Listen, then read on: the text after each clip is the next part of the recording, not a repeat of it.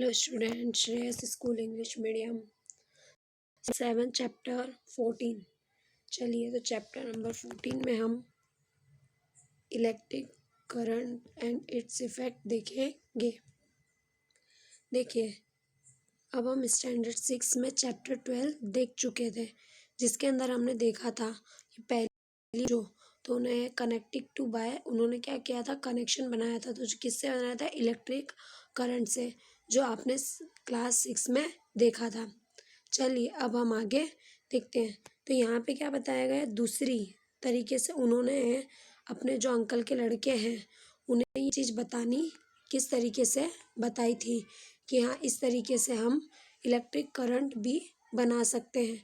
तो उन लोगों ने अलग अलग कंपोनेंट्स जो है इनमें कनेक्ट किए हैं। तो देखिए इस तरीके से, तो यहाँ पे कौन कौन से कंपोनेंट्स हैं जो उन्होंने कनेक्ट किए हैं।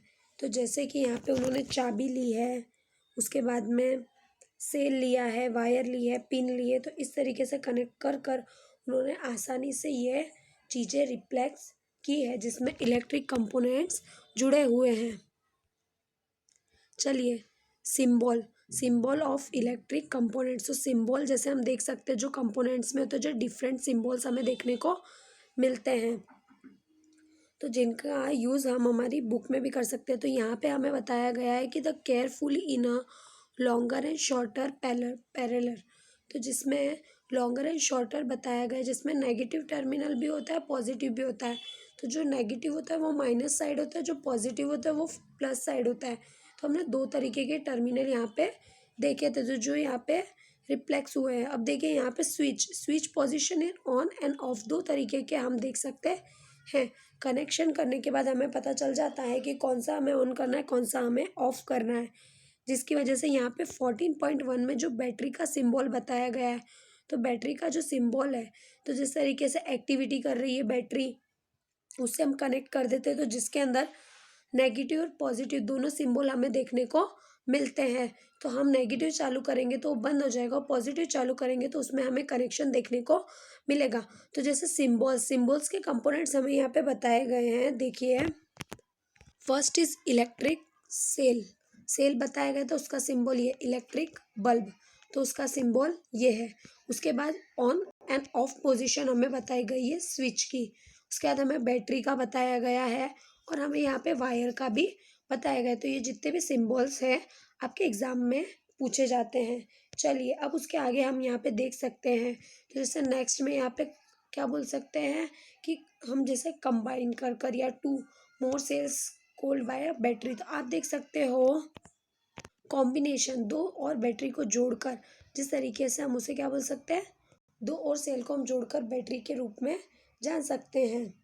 अब हम यहाँ पे हमें बताया गया है जैसे कि टॉर्च हो सकती है, ट्रांजिस्टर हो सकता है, रेडियो हो सकते हैं, उसके बाद में टॉयज़ हो सकते हैं, टीवी रिमोट्स हो सकता है, रिमोट कंट्रोल हो सकती है। तो ये सारी चीज़ों के लिए हमें किसकी ज़रूरत पड़ती है? बैटरी की ज़रूरत पड़ती है। जैसे कि कुछ सेलों के लिए, जैसे यहाँ पे आपको बताया गया है 14.2 में, तो कुछ सेलों के लिए ज़रूरत होती है। अब देखिए, कभी कभी हम देख सकते हैं कि एक दूसरे से जोड़कर भी हमें सेल को लगाना पड़ता है, तो जिसकी वजह से वो क्या कर सके, टर्मिनल काम कर सके। और बैटरी वाले को हम ध्यान से देखते हैं तो उसके अंदर हमें मोटा तार, पतला तार दोनों चीज़ें दिखाई देती है। तो कनेक्टिंग जो यहाँ पे बताया, जो पॉजिटिव और नेगेटिव दोनों बताया जाता है अपनी अपनी जगह पे, तो जिसकी वजह से ये कनेक्ट होकर बैटरी क्या करने लगती है, काम करने लगती है। तो जिससे पता चल जाता है कि symbol usually printed there. Okay, चलिए अब आगे हमें यहाँ पे आगे बताया गया है जिसके अंदर हमें कनेक्शन देखने को मिलता है। तो यहाँ पे जो प्रिपेयर बैटरी जो एक्टिव होती है और उसके अंदर मतलब होल्डर की वजह से शो होती है, जो 14.4 में बताया गया है। जैसे कि यहाँ पे हमें बताया दिए गए हैं दो तीन चीज़ें, होल्डर की वजह से हो गया, रबड़ हो गया, रबड़ बैंड हो गया। तो ये सारी चीज़ें इसकी नेसेसरी होती है। ठीक है, तो इस तरीके से हम बनाते हैं। ठीक है, अब चलिए हम आगे देखते हैं।